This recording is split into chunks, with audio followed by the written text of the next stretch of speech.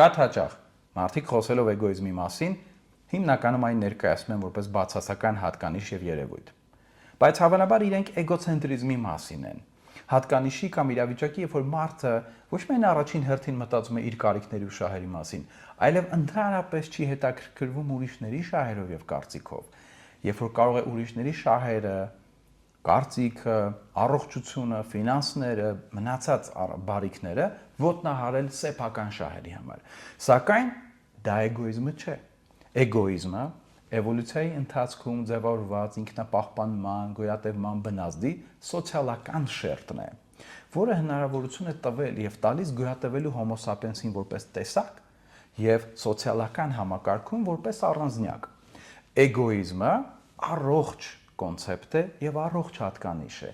Էգոիզմն է, որը մեզ դրդում է հոգ տանել մեր մասին։ Երբեմն մենք կարող ենք տեսնել, որ որոշ մշակույթներում կամ նույնիսկ ենթամշակույթներում, նույնիսկ ընտանիքներում էգոիզմի առողջ էգոիզմի դրսևորումը ճնշվում է։ Որպես կանոն, մենք կարող ենք դա տեսնել, որ տեղի է ունենում իշահ կամ ընդհանուր խմբի կամ իշահ խմբի ղեկավարների կամ լիդերների։ Ինչևէ, շատ կարևոր է գիտակցել, որ էգոիզմը առողջ հատկանիշ է եւ դա է ընկած ինքներս մեզ սիրելու եւ ինքներս մեր մասին հոգ տանելու հիմքում։ Ինչի է սա կարևոր, որովհետեւ սա առաջին հերթին կարևոր է մեր առողջության համար, թե ֆիզիկական, թե հոգեկան։ Եթե մենք հոգ ենք տանում մեր ֆիզիկական առողջության մասին, ապա մենք ուշադրություն ենք դարձնում նրան, թե ինչ ենք ուտում, ինչ ենք խմում, քանի ժամ ենք քնում, ինչ օդ ենք շնչում, ինչ ջուր ենք խմում։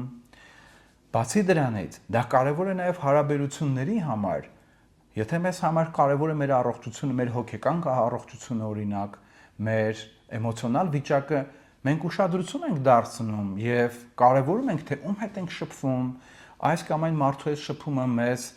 ինչ է տալիս, արդյոք դա մեզ ավելի շատ վնասում է, թե օգնում է, որ հարաբերություններից պետք է ժամանակին դուրս գալ, որ հարաբերություններում պետք է ներդրվել, ջանքեր գործադրել, փորձել դրանք շտկել։ Ապրումակցման հիմքում ընկած է հենց էգոիզմը։ Ժամանակակից նեյրոգիտնականները պնդում են, որ ապրումակցումը ունի նեյրոկենսաբանական հիմքեր, եւ այդ հիմքերը հայելային կոչվող նեյրոններն են։ Այսինքն դա մի բան է, որը մենք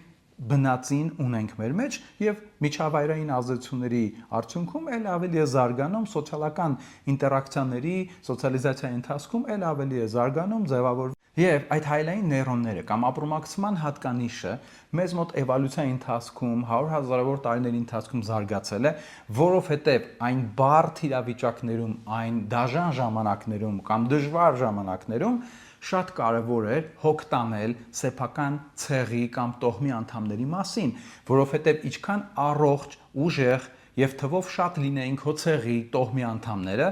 այդքան ավելի բարձր էր քո գոյատևման հավանականությունը։ Այսինքն շատ կարևոր էր պրագմատիկ տեսանկյունից հոգ տանել սեփական ցեղի, տոհմի անդամների մասին, որպեսզի իրանք առողջ լինեն, ապաքինվեն, չմահանան, որովհետև ինչքան շատ լինենք եւ առողջ, այդքան ուժեղ կլինենք եւ ավելի շատ ռեսուրսներ կկարողանանք հայթայթել, ինչպես նաեւ ավելի շատ հակառակորդների դեմ կարող ենք դուրս գալ եւ պաշտպանվել։ Հետեւաբար 100,000-ավոր տարիների էվոլյուցիայի ընթացքում այս հատկանիշը ձեռք է բերել կենսաբանական հիմք եւ ի սկզբանե սրա հիմքը հենց սեփական գոյատևման մասին մտածելներ, անհանգստանալներ։ Հետեւաբար շատ հատկանիշներ, որոնք մենք այսօր գնահատում ենք որպես բացասական, իրականում հիմքն են շատ ուրիշ դրական հատկանիշների, որոնք հոմո սապիենսը իր մեջ զարգացրել է։